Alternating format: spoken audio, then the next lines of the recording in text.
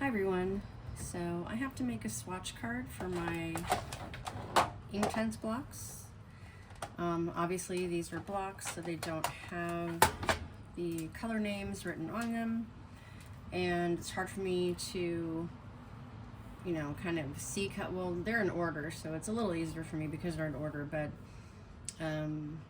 yeah, it just kind of helps when it's harder to see color to have the swatch chart to refer to.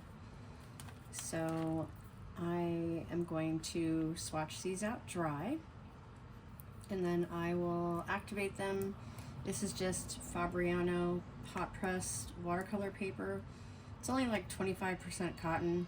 It's not super good paper, but these are a slightly different type of medium other than watercolor, so you can get away with using them on lots of different types of paper.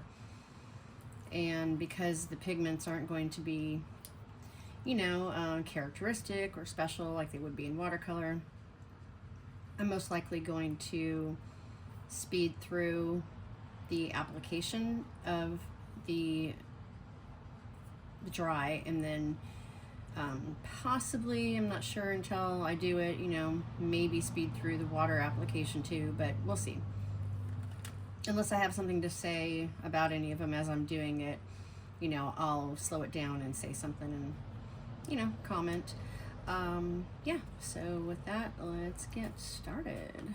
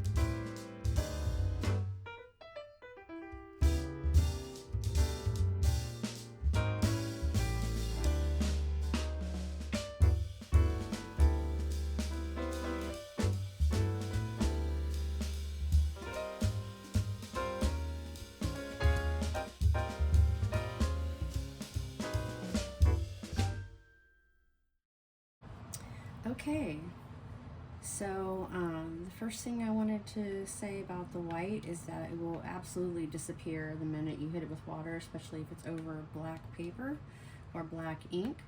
But I do know from using it in the past that it does dry more opaque than when it's wet. The white, I don't really use it for highlights.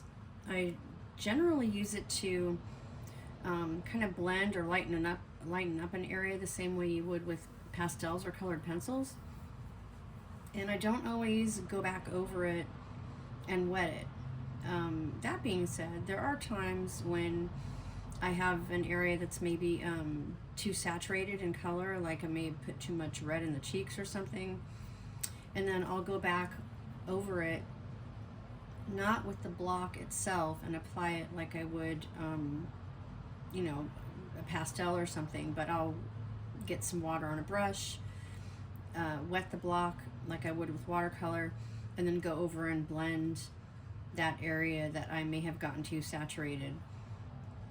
And when it dries, it's a little bit more muted and slightly more opaque, not much, but enough to kind of tone down that color. So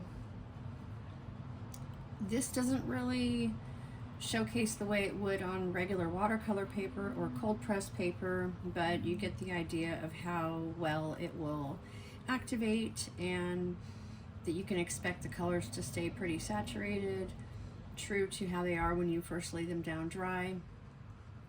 Yeah, you do get, you know, different effects if you were to leave them activated or not. So I just needed to make this swatch card, and I thought if you guys were interested in the set itself and you wanted to know what colors came in it, and not that there's not probably like hundreds of videos on this 24 set of Inktense on YouTube, but yeah, you know, that's pretty much all I have to say. I just had to make this swatch card for myself, and thought if you guys were interested and wanted to see it, then I would show it to you. And I'm sure you can probably see the color names, so if you wanted to look that up again, it's on the Blick website.